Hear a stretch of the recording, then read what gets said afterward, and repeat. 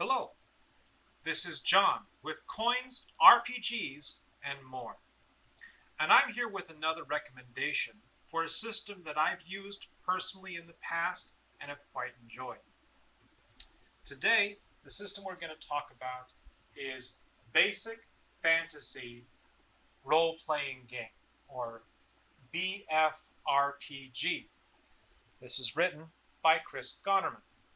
What I have in my hand, I believe this is the third edition of the game. It might be the fourth. I've been a little bit out of the loop.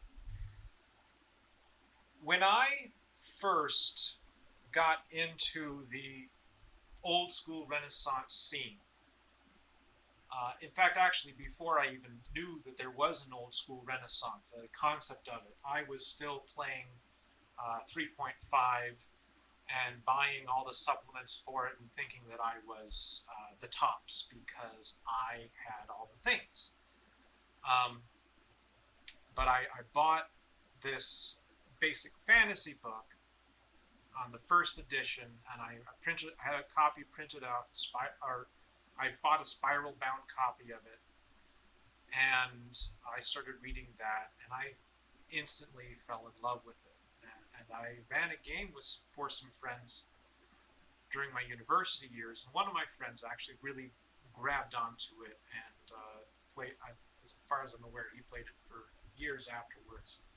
Um, so maybe he found it on his own without my help. I don't know, but I do remember there being a connection there, and I thought that was really cool. What this system does, and continues to do to this day, is it takes the best bits, in my opinion, of 3.5 and 3.0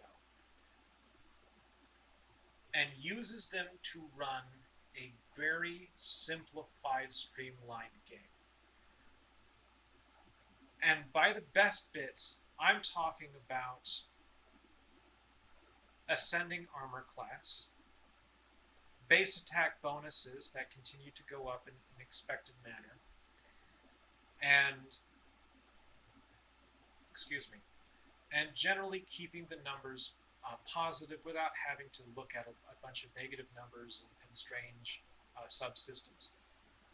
It does use, if I recall, let's bring up the pages for classes. I believe you still have percentage thief skills. But yeah, the thief abilities are still percentage based. That's something that to me was new at the time. I messed with it a little bit back in second edition when I first started playing role-playing games to begin with in middle school. But I never really dove into it too much at the time because I was still obsessed with the idea of being a fighter or a paladin. Thieves were like, why would I want to be a thief? They steal things. I don't want to play that. So it was not for me. But having played a lot and done a lot since then, I can say that there's a lot of fun to be had in different play styles, and having percentages for the thief skills is actually something that's grown on me a bit because it gives a lot of variance. It gives a lot of chance for the thief to choose what they're good at and what they're not good at. I love I love the rule of giving the thief, basically taking all the percentages away and giving the thief that many points that they can then put into one of their thief skills. So they could theoretically start the game with one of those thief skills at a much higher percentage point level. Like, I'm really good. Like, my thief specializes in climbing walls.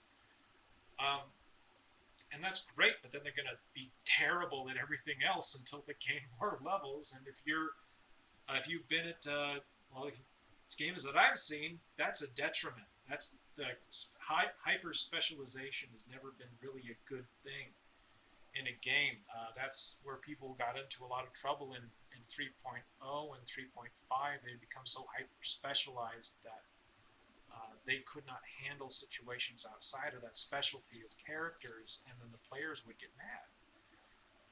So the other thing that's neat is that a lot of the character class information that you need in this book fits on 3 pages. And that's levels 1 through 20. That's all the class information. Now the character ancestry or race information is on, what is it?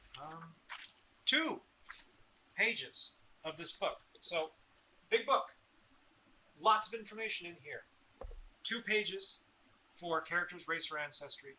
3 pages for your class information.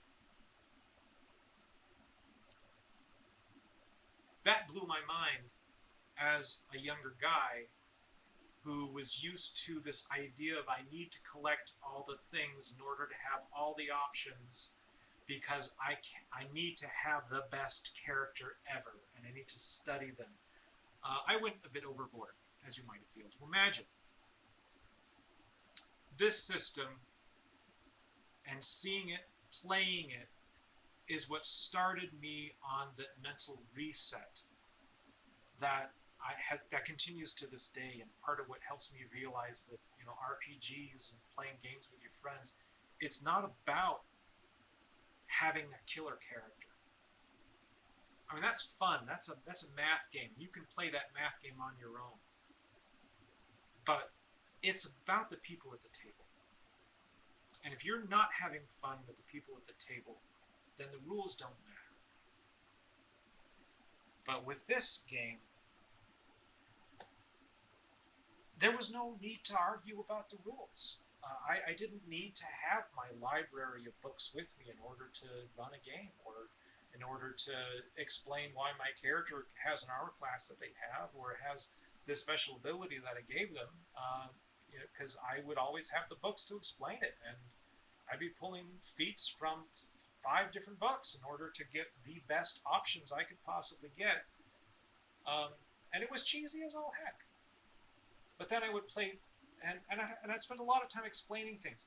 And all that time you spend explaining things is time you're not spending rolling dice.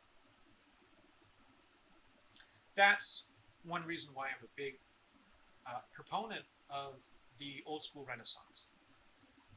I want to spend more time with my friends playing a game. I don't want to worry about the rules. Whether I'm a player or a game master, I want to get to it. And this is the system that paved the way for me. Now, I'll admit I don't play this one anymore. I've moved on to other systems, and but I bought this new edition of it because I wanted to see what Chris Gonerman had done with it, and I wanted to see what had changed. And I was surprised, not a whole lot had changed. If you did it right the first time, all you're really doing is correcting grammar and spelling, and keep making some formatting changes ever since. There may be more changes than those things alone in this book. I'm just being a little facetious here, but the art's fun. It's minimalist because the whole book is it's sold at cost. You can buy this on Amazon. You can buy it on Lulu. I think you can get PDFs on drive-through, but maybe I'll have to double check. As far as availability, it's highly available. As far as affordability, highly affordable. You can buy hardback books in this system for really decent prices on Amazon. You can get softback books for even better prices. You can get an entire series of the books and adventures and modules and supplemental, the equipment book and things for this system for the same price that you would pay for one book for a more mainstream RPG game. So if you're a bit strapped and you want to still have a cool game without spending a lot of money, or if you're just frugal, nothing wrong with being frugal, this is the system for you. Pick it up, give it a look, enjoy yourself, grab some friends, and maybe a couple of beers or your beverage of choice, and enjoy yourselves. This one book has everything you need to run a game. Everything from the monster manual to the magic items to the dungeon master or game master advice to character creation rules to all the spell descriptions, everything. It's all here. You don't need anything else. Levels 1 through 20 in this book.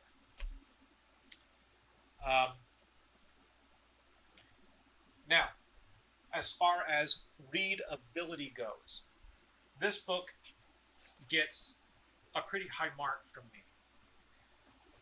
The art is always clearly separated from the text.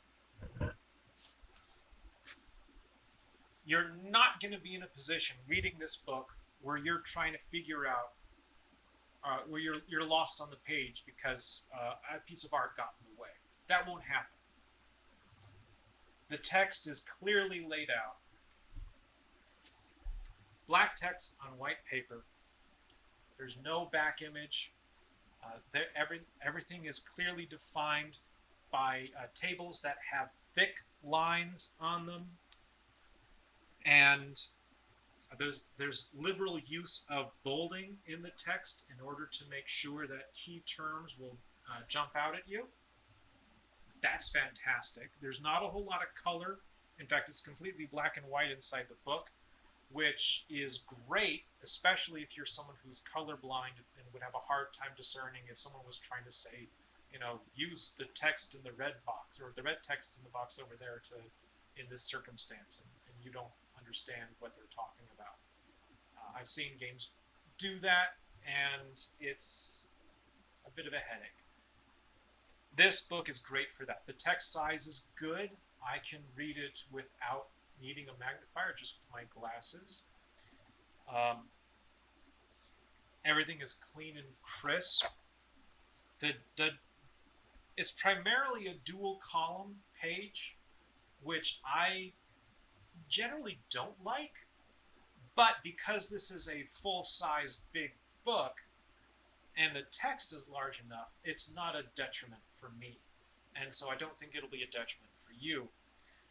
And I do like that there are certain places in the book where they just have, you know, whole paragraphs that go the entire. They get rid of the two-column deal and just have one column now.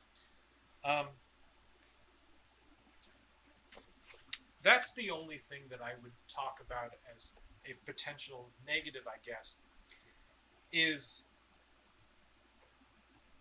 yeah, let's put it that way. Let's put it this way. If you want a lot of supplemental material, you have to go to the website, the Basic Fantasy RPG, BFRPG.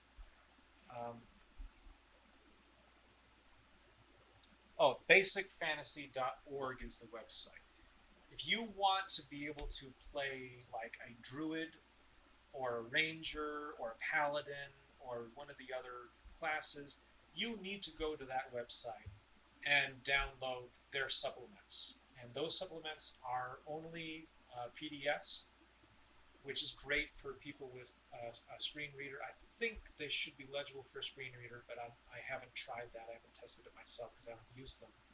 I just use magnifiers. They're fine for my magnifiers, so you should be good there. But because it's not in a book form, it's hard for me to really recommend it if you want the supplemental stuff, because I personally prefer having a physical book to look at. I can take it with me to a game night. I can take it with me on vacation. Heck, I can take it with me on the bus. And I can do that with a printout. If I printed out these things actually already, and I have a little binder that has all that information in it. But it's a bit awkward to bring a binder with you everywhere, and pages tear and things get lost. So that's the only really negative thing I can say about this, is if you want the supplements, you're going to have to go to the website, you're going to have to download them yourself, and you're going to have to print them out yourself. If all you want is the core, you're good to go. And that's kind of where this shines. It is basic fantasy. It's very basic, and it does basic very well. So do I recommend it for someone with visual impairment? Absolutely. It's affordable. It's very legible. It's available in multiple formats. There's plenty of PDF stuff available there. You can put it on any software that you need to put it on. You can magnify. You can do whatever you need to do. It's awesome. go for it. And the best part is, if it doesn't work, you're not out any money because the PDFs are free. It's just the physical books that cost money. So, thank you for your time. Thank you for listening, and I hope you found something useful to you in this. I'll talk more about some other systems that I enjoy, that I have experience with in the future, and I hope everyone has a marvelous day. Peace be with you always. Bye-bye.